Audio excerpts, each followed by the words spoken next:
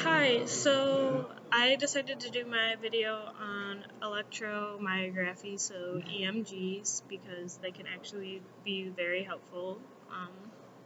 Basically, an EMG is just the recording of the electrical activity in muscle tissue. We did do a lab of this in class.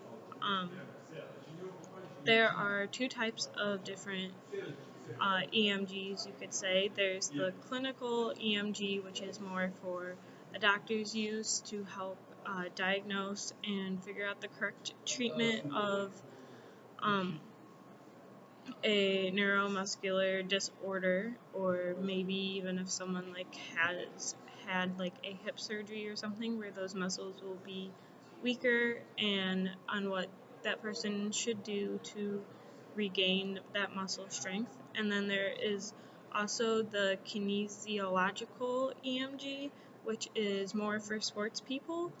Um, it is when basically they are just seeing how the muscles are being used, what muscles are being used, and if there's any way that the muscle needs to be like used differently. Basically, if a sports person needs to start training differently, to start using their muscles in a different way than what it is being used now. EMGs are helpful because it can solve disorders. It can show improvement in muscle activity if there was a problem with a muscle beforehand.